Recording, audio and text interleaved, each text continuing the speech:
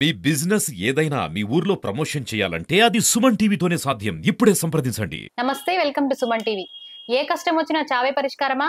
భర్త వేధించిన అత్త ఆడబిడ్డలు ఘర్షణ పడినా ఆత్మహత్య చేసుకోవాలా? పరీక్షలో ఫెయిల్ అయినా ప్రేమలో విఫలమైన మరణాన్ని కోరుకోవాలా?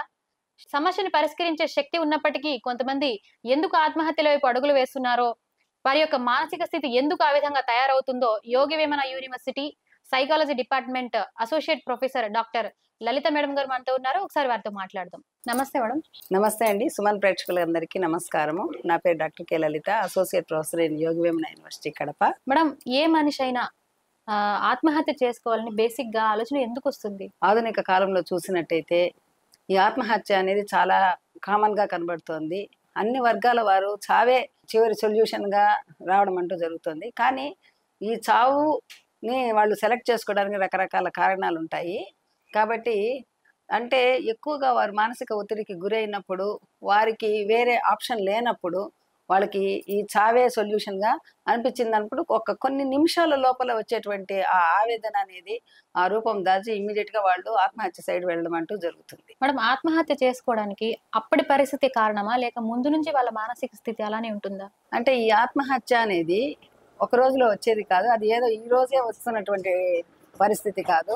మామూలుగా ప్రతి వ్యక్తికి వాళ్ళకి తగ్గటువంటి ఆ స్థాయి ఎప్పుడైతే దాటుతుందో, వాళ్ళ స్థాయిని అది ఒత్తిడి మించిపోయినప్పుడు వాళ్ళకు ఒక రకమైనటువంటి నిర్వేదన అనేది ఒకటి వస్తుంది. ఆ నిర్వేదన అని వచ్చినప్పుడు ఏమవుతుందంటే కుటుంబము ఏది వాళ్ళకి గుర్తురాదు. ఆ ఆవేదనలో ఎప్పుడైతే ఎమోషనల్గా భావోద్వేగానికి లోనవుతారో ఆ క్షణికావేశం అనేది వాళ్ళని ఆత్మహత్య వైపు పురిగొల్పుతుంది. ఒక 2-3 నిమిషాలలో వాళ్ళు తీసుకునేటువంటి డెసిషనే ఈ ఆత్మహత్య.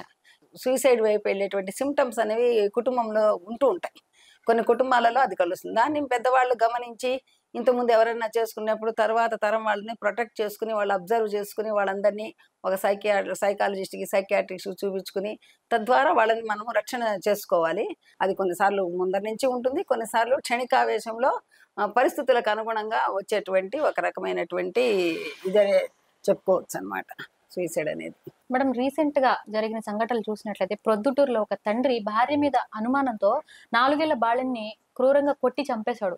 ఇక నిన్న మొన్న చూసుకున్నట్లయితే ఒక తల్లి 3 బిడ్డలతో సహా చెరువులోకి వాళ్ళని తోసేసి తను కూడా ఆత్మహత్య చేసుకుంది. ఇక నిన్న చూసుకున్నట్లయితే కడప జిల్లాలోనే వల్లూరు మండలంలో ఒక తల్లి 17-18 సంవత్సరాలు ఉన్న 2 బిడ్డలతో సహా తను ఉరివేసుకుని ఆత్మహత్య చేసుకుంది. ఇట్లాంటి ఈ సిచ్యువేషన్స్ ఎందుకు వస్తున్నాయి? అసలు ఆ తల్లి వాళ్ళని చంపి తర్వాత తను ఆత్మహత్య చేసుకోవడం జరిగింది. ఎందుకు? వారి మానసిక స్థితి ఏంటంటారు? ఎందుకు ఇట్లా జరుగుతుందంటారు? ఈ క్షణికావేశంలో జరుగుతున్న ఆత్మహత్యల యొక్క శాతం ఇప్పుడు చాలా పెరిగిపోయింది అనమాట. ఇప్పుడు ముఖ్యంగా ఒకప్పుడు ఏదో ఒక మార్కులు తక్కువ వచ్చాయనో, ఏదో అత్తగారితో ఏదో తేడా వచ్చిందనో, ఎట్లాగో ఒక ఇవనేవి జరుగుతూ ఉండేవి. కానీ ఈ మధ్య కాలంలో అంటే ఒక రకమైనటువంటి అజ్ఞానంలో సూసైడ్ చేసుకోవడం అనేది ఒక రకము. కానీ ఈ మధ్య ఏమవుతుందంటే ఆవేశంలో సూసైడ్ చేసుకునేది ఎక్కువైపోతుంది. ముఖ్యంగా దానికి ఈగో ప్రాబ్లం. నిన్న మన కడప జిల్లాలో జరిగిన సంఘటనలో మేడం, ఆ తల్లి 17-18 సంవత్సరాల వయసు గల పిల్లలు ఇద్దరు, వాళ్ళని మనం ఆత్మహత్య చేసుకుందామని ఆమె ప్రేరేపించినప్పుడు వీళ్ళు ఆపుండొచ్చు. ఎందుకంటే వాళ్ళకు వయసు కొంచెం మేజర్ వయసు వచ్చే టైం వచ్చింది కదా వాళ్ళకి. వాళ్ళు మనం బ్రతికి చూపిద్దామమ్మా అని ధైర్యం చెప్పుండొచ్చు. మరి వారు ఎందుకు ఆపలేదంటారు? వాళ్ళ మానసిక స్థితి ఎలా ఉండి ఉంటది? వాళ్ళ తల్లి మాట వినడానికి కారణం ఏంటంటారు? అమ్మా, నిన్న ఇప్పుడు నువ్వు వల్లూరికి దానికి సంబంధించిన సంఘటన గురించి మనం చూస్తూ ఉంటే ఇలాంటివి ఇదే మొదట కాదు జరుగుతున్న సంఘటనలో. ఇలా ఎదిగిన పిల్లలు కూడా ఒకేసారి సూసైడ్ చేసుకోవడం అనేది కూడా ఇంతకు ముందు కూడా జరిగాయి. దానికి ముఖ్యంగా కారణం ఏమంటే మన సమాజంలో పిల్లలని వాళ్ళకంటూ వాళ్ళు ఆలోచన చేసేటువంటి ఇది ధైర్యము వాళ్ళకి మనం ఇవ్వకపోవడం అనేది ఒక రకమైన ముఖ్య కారణం అనమాట. ఎంతసేపు తల్లిదండ్రులు ఒక మోస ధోరణిలోనే మీరు మా మాట వినాలి అనేటువంటి ఇది వాళ్ళకి సమాజంలో మనకి ఇట్లా సమస్య వస్తే మనం పలానా వాళ్ళని హెల్ప్ లైన్ కాంటాక్ట్ చేయాలి, లేకపోతే మనం ఇలా పలాంటి వాళ్ళకి చెప్పుకుంటే మన తల్లిదండ్రుల పైన ఉండే పెద్దవాళ్ళని కాంటాక్ట్ చేయడం వల్ల మన యొక్క సమస్య తీరుతుంది అనేటువంటి ఆలోచన రానియకుండా వాళ్ళు ఒక రకమైన మూస ధోరణిలో చేయడం వల్ల ఇటువంటివి జరుగుతాయి. అంటే ఇప్పుడు ఉదాహరణకి ఆ ముగ్గురికి కూడా ఒకటే టార్గెట్ వాళ్ళ నాన్న.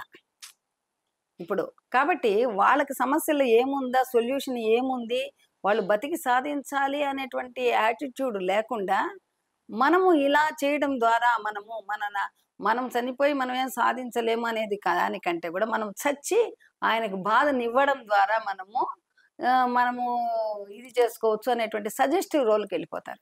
అప్పుడు ఏమవుతుందంటే తల్లి ఎలా చెప్పినప్పుడు అలా వెళ్ళిపోతారు. వాళ్ళు మనకి సొంతంగా ఆలోచన చేసే ధోరణి ఉండదు. ప్లస్ ఈ భార్యాభర్తల మధ్య ఉండేటువంటి ఈ ఆవేశాలనేవే ఈ పిల్లల యొక్క ప్రాణాలు తీయడానికి ముఖ్య కారణం. వాళ్ళకి ఇంట్రెస్ట్ వాళ్ళు ఒకవేళ బతకాలని ఆలోచన కూడా రానియనకుండానే ఇటువంటివి జరిగిపోతూ ఉంటాయి. కాబట్టి ఆవేశం అనేది చాలా ముఖ్యమైనటువంటి నెగెటివ్ ఇది అనమాట. కాబట్టి ఎమోషన్. కాబట్టి ఈ ఎమోషన్‌ని తగ్గించుకోవడం ద్వారా ఎమోషనల్ ఇంటెలిజెన్స్ ద్వారానే మనము ఇటువంటి వాటిని మనం కట్టడి చేయడం. పైగా ఇంకోటేంటంటే చుట్టుపక్కల వాళ్ళు కూడా అబ్జర్వ్ చేస్తూ ఉండాలి. కానీ ఇప్పుడు గవర్నమెంటు చాలా ఇవి తీసుకుంటోంది. చాలా సందర్భాలలో ఇలాంటివన్నీ ఆపడానికి రకరకాల వివిధ దశలలో వాళ్ళు తీసుకున్నటువంటి చర్యలనేవి ప్రజలకు చేరకపోవడం వల్ల ఇది అవుతుందని నేను భావిస్తున్నానమ్మా.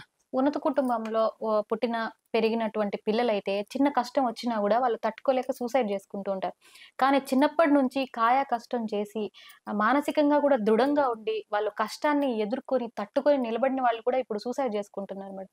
మరి అట్లాంటి వాళ్ళు కూడా సూసైడ్ చేసుకుంటున్నారంటే మరి వాళ్ళ మానసిక స్థితి ఏ విధంగా ఉందంటారు? మామూలు కుటుంబాల్లో జరుగుతున్నాయి, ఉన్నత కుటుంబాల్లో జరుగుతున్నాయి. కానీ మనమేమనుకుంటామంటే ఉన్నత కుటుంబాల్లో వీటికిని అర్థం చేసుకోవాలి. ఒక సున్నితత్వం ఎక్కువ ఉన్న దాని వల్ల జరుగుతున్నాయని అనుకుంటున్నాం. కొన్ని సందర్భాల్లో ఈ కాయ కష్టం చేసుకున్న పిల్లలకు కూడా ఏమవుతుందంటే, ఇప్పుడు మీకు చిన్న ఉదాహరణ చెప్తా. ఒక బెలూన్ ఉంటుంది. ఒక బెలూన్ ఉంది. బెలూన్ ఒక మనిషి అనుకో, దాని లోపల మనం ఊదే గాలి ఒక ఒత్తిడి అనుకో. సో మనకేమవుతుంది, బెలూను కొంచెం దాని స్థాయి దగ్గర ఊదినప్పుడు అది బాగా నిలకడగా ఉంటుంది. అది స్థాయి ఎక్కువైనప్పుడు ఏమవుతుంది, పగిలిపోతుంది. అలాగే మనిషికి కూడా మనం ఎంత శ్రమ తీసుకోగలుగుతామో, మనం ఎంత ఒత్తిడి మనం తీసుకోవడం అనేది ఒక ఆప్టిమల్ స్ట్రెస్ అనేది ఒకటి ఉంటుంది. సో మామూలుగా స్ట్రెస్ అనేది ఇట్స్ పార్ట్ ఆఫ్ లైఫ్. ప్రతి ఒక్కళ్ళు ఒత్తిడి మనము అధిగమించాలి. ఈరోజు మనం ఐఐటీ చేస్తున్నాం, పిల్లల్ని చూస్తున్నాం, నీట్ చేస్తున్న పిల్లలు ఉన్నాము, కోటాలో ఎన్ని ఇన్సిడెంట్స్ జరుగుతున్నాయి, ట్రిపుల్ ఐటీలో జరుగుతున్నాయి. మనము అన్ని చోట్ల ఇది గమనిస్తున్నాము. అంటే ఒక మార్కు తక్కువ వచ్చిందని, ఒక మార్కు ఎక్కువ వచ్చిందని. అంటే ఏమవుతుందంటే ఇక్కడ ఒక రకంగా బిడ్డ పైన తల్లిదండ్రులు ఏమో ఉపాధ్యాయులు చూసుకుంటారని, ఉపాధ్యాయులేమో తల్లిదండ్రులు చూసుకుంటారని, ఇట్లా రెండిటంటే చూసుకోవాలనే ఇంట్రెస్ట్ ఇద్దరికీ ఉంది. కానీ బ్యాలెన్స్ చేసేటువంటి పరిస్థితి లేని దానివల్ల బిడ్డకి ఏమవుతుందంటే ఒక రకమైనటువంటి కన్ఫ్యూజన్ లోనవుతున్నారు వాళ్ళు. అంటే జీవితం అంటే ఇదే, ఈ మార్కులతోనే ఉంటుందా, ఈ మార్కులైతే మనం బతకలేమా? సో మీరే చెప్పండి, ఎన్ని మంది ఐఐటీలో వాళ్ళకి ఎంతమందికి ఉద్యోగాలు వస్తున్నాయి? ఇప్పటికి కూడా చాలా ఐఐటీలో చేసిన వాళ్ళు ఈ రోజు కూడా మనకి పేపర్లో చూసాము, 30% ఆఫ్ ఖరగ్పూర్లో ఇంకా ఉద్యోగాలు రాలేదు అనేసి. మేడం, మన ఇంట్లో పిల్లలకి మానసిక స్థితి బాగోలేదని మనం ఎలా గుర్తించాలి? అంటే మన ఇంట్లో పిల్లలకి బాగలేదని మనము వాళ్ళ యొక్క ప్రవర్తనను బట్టి అసెస్ చేసుకోవచ్చు.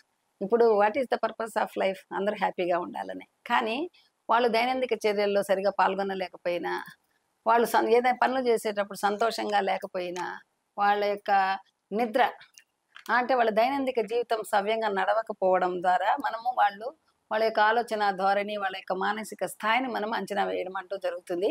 కాబట్టి ఎప్పుడైతే మనమైతే అంటే కొన్నిసార్లు ఏదైనా సంఘటన జరిగినప్పుడు 2-3 రోజులు వాళ్ళు కొంచెము హర్ట్ అయినప్పుడు అలాంటి సందర్భాలలో పర్వాలా. కానీ ఇది కంటిన్యూస్గా జరుగుతూ ఉంది అంటే ఒక 10 రోజుల నుంచి ఇదే మనము మన పిల్లల్లో ప్రవర్తన మనం అబ్జర్వ్ చేసినట్టయితే మనం ఖచ్చితంగా దాన్ని మనం అబ్జర్వ్ చేయాలా. తర్వాత మనం ఒక ప్రొఫెషనల్ కౌన్సిలింగ్ లాంటివన్నీ హెల్ప్ అయితే మనం ఖచ్చితంగా తీసుకోవాలి. అసలు మనం ఆరా తీయాలి, ఎందుకు అమ్మాయి ఇలా ఉంటుంది, ఎందుకు ఇలా ప్రవర్తన ఉంటుంది, ఇది దేనికి దారి తీయచ్చు అలాగే. ఎందుకంటే పిల్లలు వాళ్ళ పరిస్థితులు అన్ని తల్లిదండ్రులకు చెప్పరు. వాళ్ళు కొన్నిసార్లు స్నేహితులను అడిగి కూడా మనము వాళ్ళ మీద అన్ని రకాలైనటువంటి అంశాలలో కూడా మనం వాళ్ళని అబ్జర్వ్ చేసి వాళ్ళకి మానసిక స్థాయిని మనం అంచనా అయితే ఖచ్చితంగా వేయచ్చు. తల్లిదండ్రికి ఆ ప్రేమ ఉంటుంది, వాళ్ళకి అవగాహన కూడా ఉంటుంది. మేడం, మానసిక పరిస్థితి బాగోలేని వారికి ఎట్లాంటి ట్రీట్మెంట్ ఇవ్వాలి? గవర్నమెంట్ ఎట్లాంటి చర్యలు తీసుకుంటుంది? తల్లిదండ్రులకి ఎలాంటి సలహా ఇస్తారు? అంటే ఈ మానసిక స్థాయి బాలేదు, కానీ మానసిక స్థితి బాలేదు అనేది మనం ఎప్పుడైతే గమనిస్తామో, ఇప్పుడు రకరకాల నిపుణులు వచ్చారు, కౌన్సిలింగ్ నిపుణులు ఉన్నారు, సైకియాట్రిస్టులు ఉన్నారు, సైకాలజిస్టులు ఉన్నారు. కాబట్టి వీళ్ళనందరినీ మనం సంప్రదించి దానికి తదనుగుణటువంటి చర్యలు అయితే మనం ఖచ్చితంగా తీసుకోవాలి. కానీ ఈ మానసిక స్థితి బాలేదనేది ఇది ఒక జీవితంలో ఒక భాగం అని ఎప్పుడైతే అనుకుంటారో అప్పుడు అది చివరికి ఒక రకమైనటువంటి పరిస్థితికి దారితీస్తుంది. ఖచ్చితమైనటువంటి సలహా పాటించాల్సిన అవసరం ఉంది. అలాగే మనం ఇప్పుడు గవర్నమెంట్ తీసుకుంటే మనకి రకరకాలైనటువంటి చర్యలు చేపట్టింది. అంటే ఏంటి, ఇప్పుడు ఉదాహరణకు మనకి డిస్ట్రిక్ట్ మెంటల్ హాస్పిటల్స్ ఉన్నాయి. మన కడపలో తీసుకుంటే IMH ఉంది. ఇప్పుడు ఉదాహరణ ఇన్స్టిట్యూట్ ఆఫ్ మెంటల్ హెల్త్ ఏర్పడింది, సైకాలజిస్టులు ఉన్నారు, సైకియాట్రిస్ట్ ఉన్నారు. కాబట్టి అంటే మనకి సొసైటీలో ఒక స్టిగ్మా ఉంది. మనకు మానసిక స్థితి బాలేదు, మన బిడ్డను అక్కడ తీసుకెళ్తే మన వాళ్ళు ఏమనుకుంటారు అనేటువంటి ఆ అభిప్రాయాన్ని, వాళ్ళు యాటిట్యూడ్ని వదులుకుని ఖచ్చితంగా ఇది మనకి రేపు నేను ఒకటి చెప్తా, ఈ రోజు childhood problematic child is a problematic adult is a problematic old person. కాబట్టి మనము మొక్కగా ఉన్నప్పుడే దానికి తగినంత వైద్యం చేసినట్టయితే మనము ఎలాగైతే మంచి మొక్కలు వస్తాయో అలాగే మానసిక స్థితి సరిగా లేని వాళ్ళని ఐడెంటిఫై చేసి తదనుగుణంగా గవర్నమెంట్ ఇస్తున్నటువంటి సర్వీసులు, ప్రైవేట్ వ్యక్తులు ఇస్తున్నటువంటి సర్వీసులు మనము తీసుకోవడం ద్వారా మనము మంచి పిల్లలలో మానసిక మార్పు రావడాన్ని మనం ఖచ్చితంగా కోరుకుంటాం. అలా ఎప్పుడైతే మంచి మార్పు వస్తుందో అదే మనం మంచి సమాజానికి దారి తీస్తుంది. మీ యొక్క విలువైన సమయాన్ని మా కోసం ఇచ్చినందుకు నిజంగా ధన్యవాదాలు madam.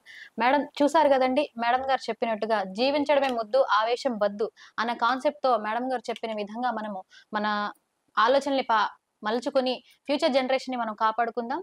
Cameraman Teju Sirisha, Suman TV, Kadapa.